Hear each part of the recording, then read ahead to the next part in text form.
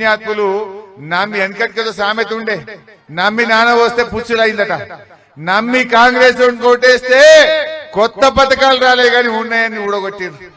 ఒక్క బస్సు తప్ప అంతా తుస్తే, అన్ని మోసమే, అన్ని అబద్ధాలే. అటువంటి కాంగ్రెస్ నమ్మితే మళ్ళా ఆగమైతాం.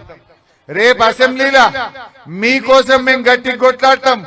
ఈ కాంగ్రెస్ వాళ్ళను మెడలు వంచి బిడ్డను ఎందుకు ఇయ్యవు 4000 పింఛనని బల్ల గుద్ది అడగాలనా వద్దా? మేము అడగాలంటే ప్రశ్నించే గొంతు వెంకట్రామరెడ్డి గెలవాలి. రేపు ఏమంటాడు రేవంత్ రెడ్డి? తప్పిపోయి ఎవరైనా కాంగ్రెస్ పార్టీ కోటేసిందనుకో, అది కాంగ్రెస్ అబద్ధాలను ఆమోదించడం కాదా? కాంగ్రెస్ మోసాలను ఒప్పుకున్నట్టు కాదా? ఏమంటాడు రేవంత్ రెడ్డి? ఏమై హరీష్ రావు నువ్వు బాగా మాట్లాడుతున్నావు, నేను 2 లక్షల రుణమాఫీ చేస్తాను ఎగ్గొట్టినా, 4000 పింఛన్ ఇస్తాను ఆగం పట్టించిన, అక్క చెల్లెలకు 2500 ఇస్తాను ఎగబెట్టినా, నేను అన్ని ఏది లేకుండా నాకే ఓటేసిన, నువ్వేం మాట్లాడుతున్నావు అని అన్నాడు. అన్నాను మళ్ళా దొరుకుతాయి కొడుకులు 4 ఏళ్ల దాకా. మళ్ళీ ఇప్పుడు పోతే 4 ఏళ్ల దాకా కాంగ్రెస్ వాడు దొరకడు. అందువల్ల మీరందరూ కూడా ఈ మోసం చేసి గద్దెనెక్కిన కాంగ్రెస్ వాళ్లకు మనం బుద్ధి చెప్పాల్సినటువంటి అవసరం ఉంది. ఇలా మన కేసీఆర్ ఉన్నాడు, దయచేసి మీరు ఆలోచన చేయండి. 200 పెన్షన్ 2000 చేయలేదా? 10,000 రైతు బంధు ఇయ్యలేదా? ఆడవిళ్ళ పెళ్లి కళ్యాణ లక్ష్మి ఇయ్యలేదా? బిడ్డ కాన్పుకు పోతే కేసీఆర్ కిట్టు రాలేదా? ఇంటింటికి నల్లబెట్టి మంచినీళ్లు ఇవ్వలేదా?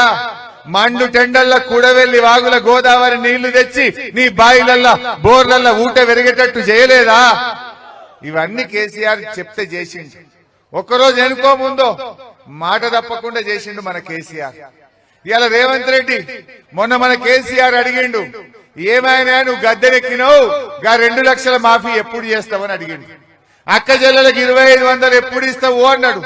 తులం బంగారం ఇంకెన్నడు ఇస్తావు అన్నాడు. కళ్యాణ లక్ష్మి చెక్కులు ఎందుకు లేట్ అవుతున్నాయని కేసీఆర్ అడిగిండు. ఈ అడుగుడు తప్పా చెల్లె? 10 ఏళ్లు ముఖ్యమంత్రి చేసి ఒక ప్రతిపక్ష నాయకుడిగా ప్రజలకు ఇచ్చిన హామీ ఇంకా ఎందుకు అయితలేదని అడుగుడు ఆయన బాధ్యత. మీకోసం కేసీఆర్ అడిగిండు రేవంత్ రెడ్డిని. అడుగుతా ఆయన ఏం మాట్లాడుతున్నాడు రేవంత్ రెడ్డి? రేపిస్తా అని చెప్పు, మాపిస్తా అని చెప్పు, నెలకిస్తా అని చెప్పు. కానీ అడిగితే కేసీఆర్ ని పట్టుకొని అంటాడు, కేసీఆర్ నీ పేగులు మెడలేసుకొని తిరుగుతా అంటాడు. గట్ల అనొచ్చునా? కేసీఆర్ నీ కండ్ల గుడ్లు వీకి గోటీలాడతా అని మాట్లాడుతున్నాడు రేవంత్ రెడ్డి. కేసీఆర్ నీ జాంగ ఊడవీకి నేను కొట్టిస్తా అని మాట్లాడుతున్నాడు. గట్ల మాట్లాడొచ్చునా అమ్మా? ఒక ముఖ్యమంత్రి రకమైన భాష మాట్లాడొచ్చునా? కేసీఆర్ ఏం తప్పు చేసిండు?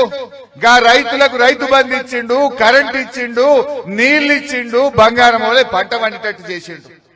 రానే రాదన్న తెలంగాణను నిరాహార దీక్ష బట్టి చావు నోట్లో తలబెట్టి తెలంగాణ తెచ్చిండు కదా మన కేసీఆర్. కేసీఆర్ ను పట్టుకొని ఈ రేవంత్ రెడ్డి గట్ల అనొచ్చిన బిడ్డ? దుబ్బాకలు చదువుకున్నాడు కదా కేసీఆర్.